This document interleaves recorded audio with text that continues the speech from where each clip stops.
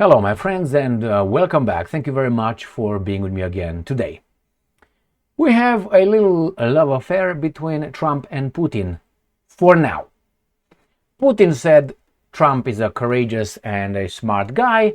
Mr. Trump is very much liking that. They have a little relationship.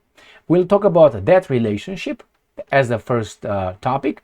And the second one, Canada attacks us, the Americans.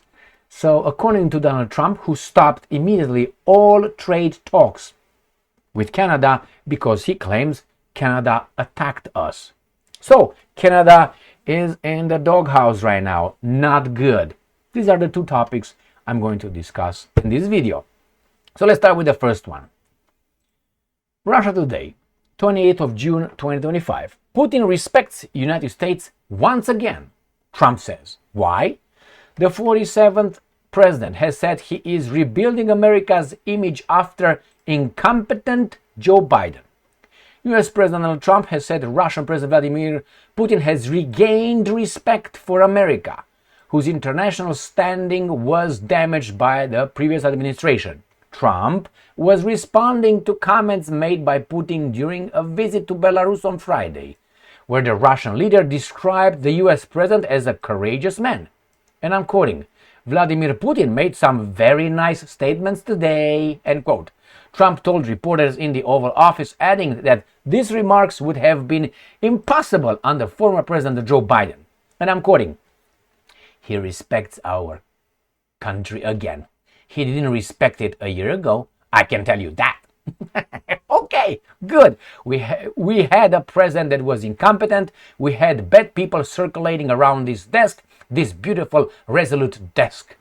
They had, I guess, evil intentions. All right, so this is the first one.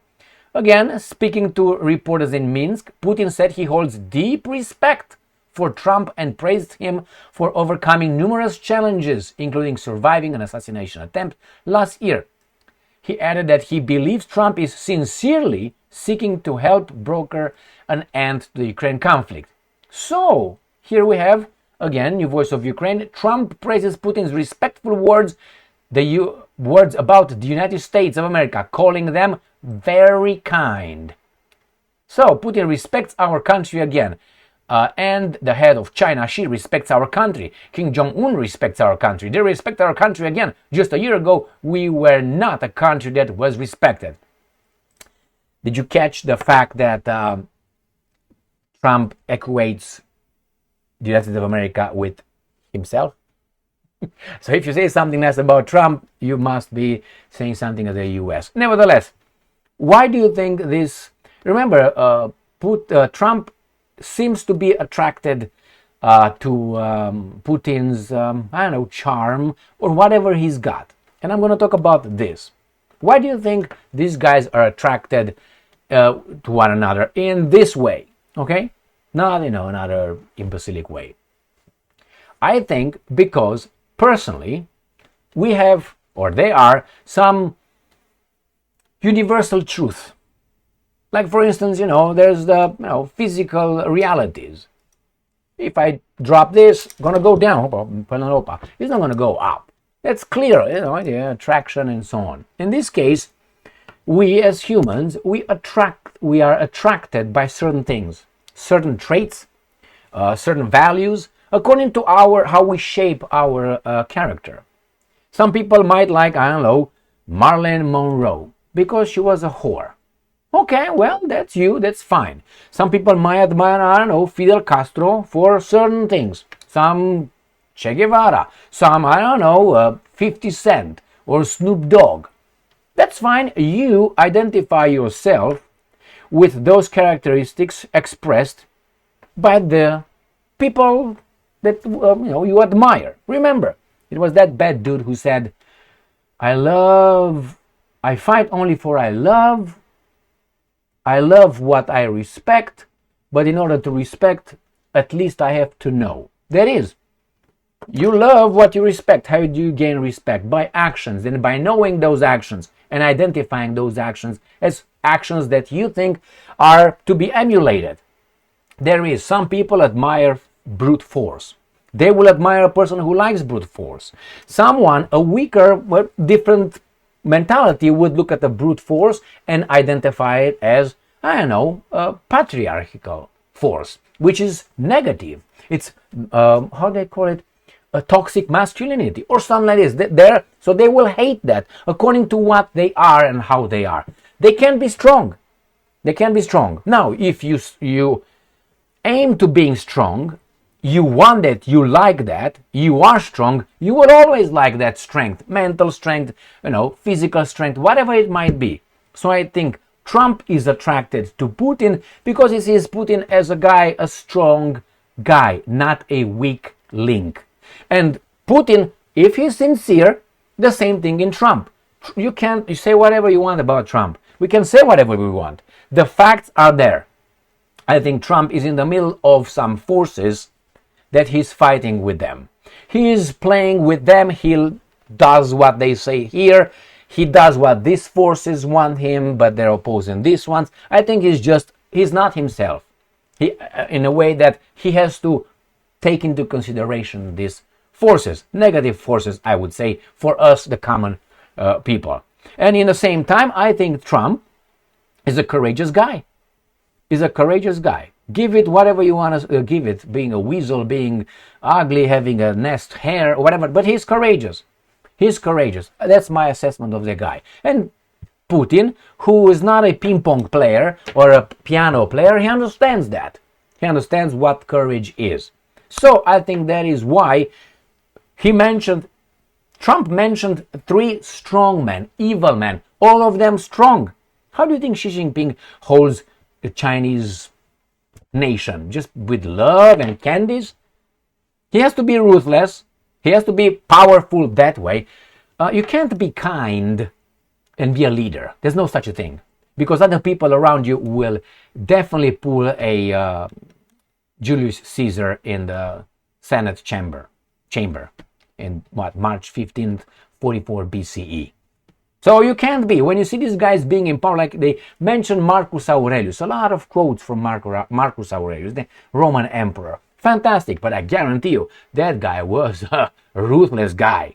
He killed whatever moved. But he wrote that you should do this. Very intelligent things, beautiful things. But he must have been under the circumstances. That's why when you have JFK versus Nikita Khrushchev, when they met in Vienna the first time, I think there was only one time they met. They were supposed to meet in a second time, and it was the missile Cuban crisis.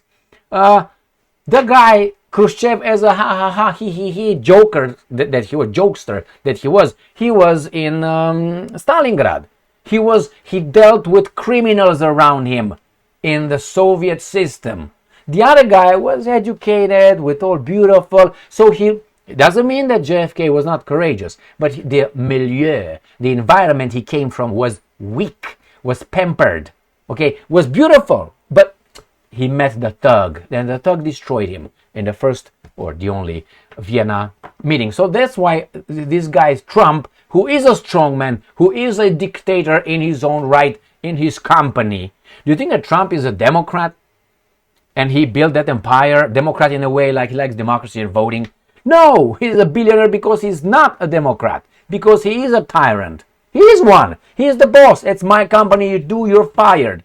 Now, when he goes over there as a president, he has to, like he had to in New York, remember, with all those sharks. So I think that's what it is. Of course, Putin maybe just plays Trump's ego, which is very easy to play. But Trump is not an idiot. Let's go to the next one. Oh, Canada. Independent. June 28, 2025. Oh, Canada. Trump cuts off all trade talks with United States' northern neighbor, citing blatant attack on our country. Hey, homie, why did you attack us? Why don't you want to be the 51st state? Huh? Come on, dude. Now look at this, guys. Look at his position, his stance.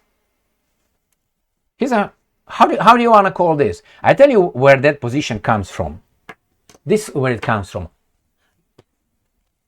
From this one. If you do this years after years, you're going to develop this stance. Okay? That's where this guy stands from. Or maybe he's got a back problem. All right. So that's my interpretation of his stance. Okay, I like that. You have to be straight like a sulica. President Donald Trump on Friday said he was suspending all trade talks with Canada and making plans to force Americans to pay high import taxes on its goods after the northern. You see how they make it? This is Independent. Independent is not an American, is not pro-America. He's for something else. This is one of the forces. He's an example of how the forces fight Trump. Look at the first paragraph here. President Trump was suspending all trade talks and making plans to force Americans to pay higher import taxes. You got it? So that's negative from the get-go, first paragraph. Remember, in any story, psychologically, in any book, we remember most likely the beginning of the book and the end of the book, not the middle, not the body. Okay, the end of it. That's psychological, usually. So, after the Northern Ally Finance Department confirmed plans to collect a digital service tax. So, it's not that Trump is fighting these guys. He's going to plan to force us Americans. So, he's a bad guy right there. This is one force. The late afternoon move quickly caused markets to spiral. That's bad. Amid fears of a return to the president's self-inflicted trade war. Again, negative. In a post on Truth Social, the president complained, like a baby, you see what words this guy speak, that he has just been informed, quote unquote, about the Canadian government's decision, which will see it require payment of 3% tax on revenue collected from Canadian users of digital platforms such as Facebook, Instagram, X, Twitter, about $14.5 million in a calendar year retroactive to 2020. So who threw the first rock? Canada, Canadian government. They are, and Trump has to react unless he is a weakling, like that guy over there, and like others. The weakling in Canada is not his own self. No, he fights. He's a communist. Just go by that. Start with that one, and then he fights for some kind of interest, which is we're gonna disclose them as we go. Here it is. The tax could saddle American technology companies with bills as large as $2 billion for the first retroactive payments. All right, so this is the first. And the second one, U.S. terminating all trade talks with Canada over new tax on U.S. tech firms. You can say, well, he's owned by the tech companies. Well, I don't like if that's the case. Just the fact that these guys are, first, just the fact that these guys, Zuckerberg and all the other baboons, are given a pass to be able to censor us however they want. I'm not only about the Facebook, but people would Google and so on. Censor us. You're not a platform anymore. You are a media outlet. And it's a difference. So I don't like that. I think these guys should allow us to say what the hell we want on the platform. The platform is a microphone. A microphone that allows you to blah, blah, blah. That's all you are. And you, with a little cord, have a speaker, and people hear me babooning myself here every day. Okay? That's my problem. You listen to that and you realize, through your intelligence or your dumbness, Emily's an imbecile or Emily's a genius. And you stay with me and say, fuck off, Emil, and leave. It's you. It's you. Free people. Free to choose. What's his name? Free to choose, my friends. Right there, a good one. Milton Friedman. That's what it's. You're free to choose. If you're a baboon, you're gonna lose. If you're a smart guy, you should win. If the rules are natural rules, selection, mind you. Yeah. The strong should win. The weak should perish. No, the weak should be in charge of us because they can outvote us. That's why democracy is not for strong people, but for weak people. Why? They can put themselves in charge of you. They can have the power over you. But what can you do? When you can persuade people with intelligence in debates. But if they don't allow the debates to go on, you're not going to hear me. You're going to hear Ben Shapiro.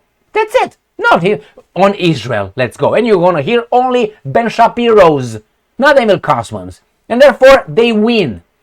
I'm not saying Ben Shapiro is a weak guy. I think he's not honest.